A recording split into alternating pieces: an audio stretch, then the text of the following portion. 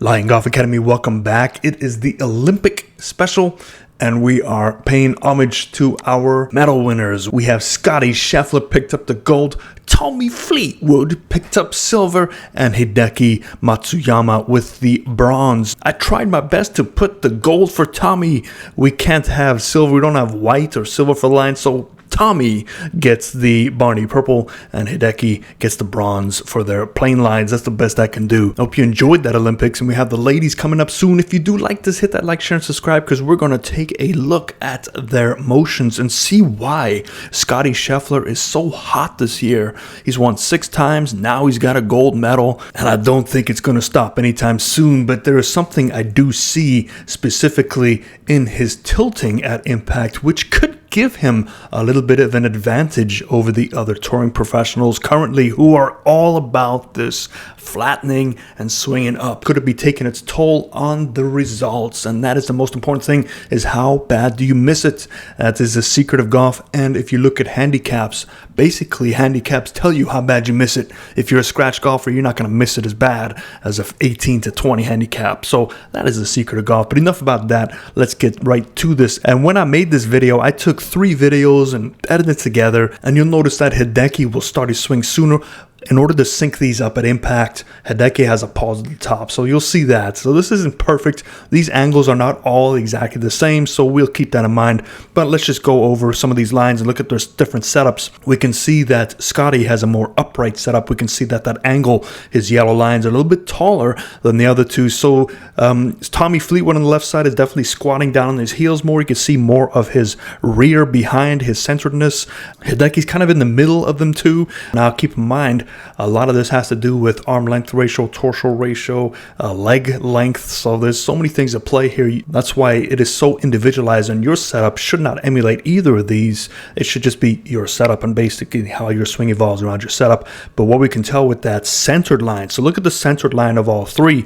They all cut across different points of their body, but not necessarily far away from their center. So what I mean by that is the lower plane line and the spine angle line, where those meet, that's basically where you're looking for it to be in your center.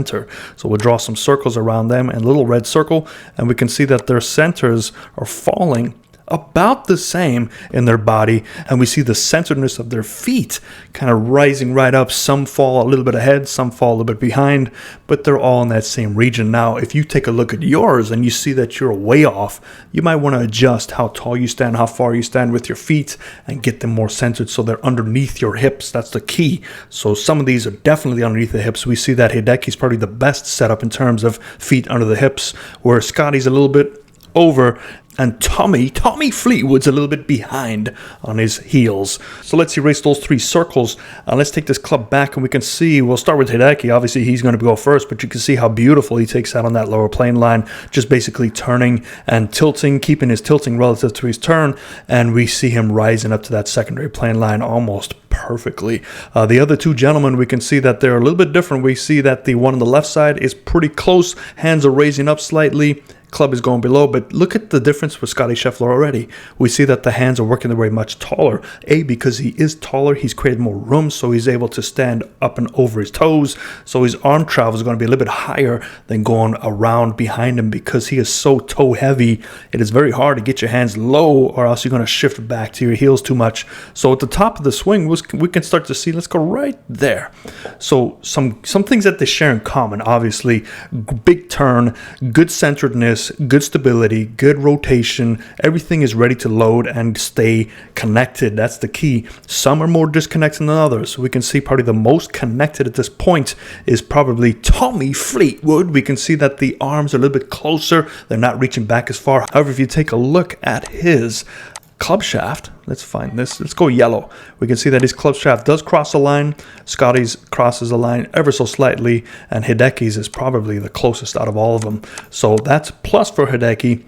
And the other 2 are going to have some sort of compensatory motions. But if you take a look at that red line, which is their centered line, we see that 2 of them are behind the red line, which is key.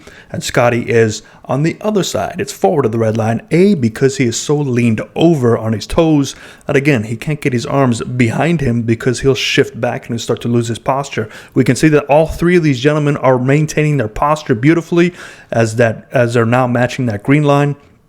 And if we draw perpendicular to that, we will see shoulders are pretty perpendicular to that green line, which is key. So if you are not perpendicular with your shoulder tilt, that means you are dipping or coming up. And it could be a posture issue at the start of your swing where your body's trying to find its center.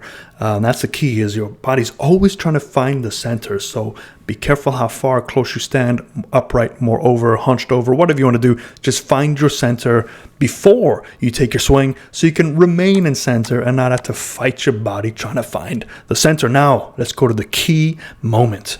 And we're going to watch this as the clubs work their way down. Now, we can see a couple things happening. Right there, we're going to hold it right there. We're going to look at where their club is relative to their plane.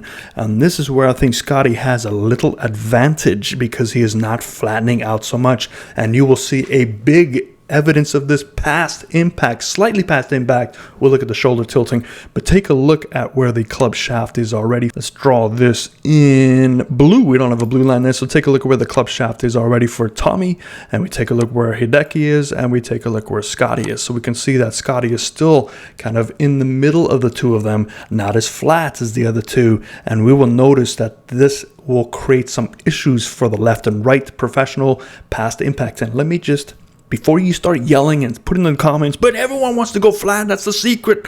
It might be, but there's a reason why Scottie keeps winning every week and pulled home the gold. And maybe, just maybe, I might change your mind after this. So let's go down into impact and take a look as we escape. Now we're gonna make this fair. So let's do one frame after impact. Okay, right there. So we're gonna look at the tilting and we're gonna eyeball flat. Okay, 69. Let's go down to Tommy, which is right there. And we look at where Tommy's is. He's at 69. And then we go to Scottie right there. And let's draw Scottie. So Scottie is at 59.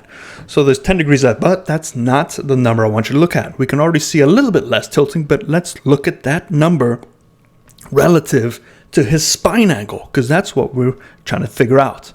That's the big number here. So let's do this in red now.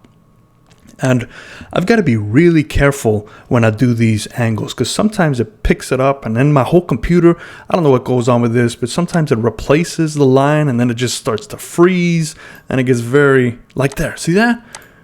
Look at that. So now if I go back, it won't erase that line. So let's do this again here. Okay, we're going to match that line. Okay, there we go. 122. Let's see what Tommy Fleetwood is. He is at 124. And let's look at Scottie. Hopefully it doesn't go on the fritz here. Okay, good. There we go. 112. So there's 12 degrees less tilt relative to his spine angle. Now you might be saying, big deal, Tony. What does that mean? I want you to take a look at the escape pattern of his arms past impact. Let's go a couple more frames. 1, 2. Let's look at the escape pattern. Who is in the planes?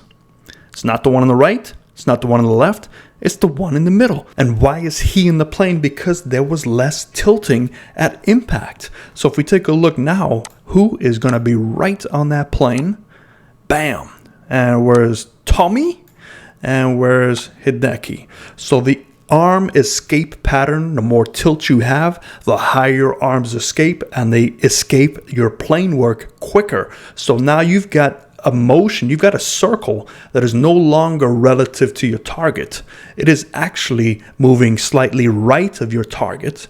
And when it moves slightly right of your target and you're tilting under while your body's going left of the target, there's two things trying to keep square to each other. It all has to do with his setup and how he moves his footwork. He is able to escape with less tilt and still use the plane work correctly. So we see less hands and arms with Scottie, because he doesn't have to try and square that club face relative to the path. So if you can limit the path of your hands, which directly affects the path of your club, you don't have to compensate that with a club face angle. So let's clear up all these lines and let's redraw, just so we have this a lot clearer. Let's redraw those lines again. And now that we know what we are looking for, let's go back. Come on, Hideki, with your pause at the top. Okay, now let's redraw that. So let's see that one more time. So we go down into impact, past impact, boom. So the hands and the club escape on that lower plane line. Now, keep in mind, I do understand that some of this could be a little bit off due to the camera angles, but they're not going to affect it as much to take them out of their plane by a foot, as we see on the right and left side. So do you need to have such an extreme tilt to assist you to get the club to go flatter, to escape higher? In other words, to reduce the spin and increase the launch rate? It might come at a cost. Now, for this elite level, hey, they come and go. They're going to have hot streaks and cold streaks. But right now, Scottie is in a hot streak. And it's a lot easier to maintain that hot streak when there's less things moving where it counts. So even though his footwork's all over the place, even though his body work might be a little bit unusual, the key thing is his body work compensates the path of his hands to remain inside those two path areas. And that gives him that slight advantage. So I hope that helps you. And I don't want you to go out there and swing like Scottie because you'll break your back. I don't want you swinging like Hideki or Tommy Fleetwood because you'll break your back as well. Swing like yourself. Go work with a golf coach. Stop going down this YouTube rabbit hole because it's just going to make you crazy. And join me with the craziness. Hope that helps you. Fairways and greens.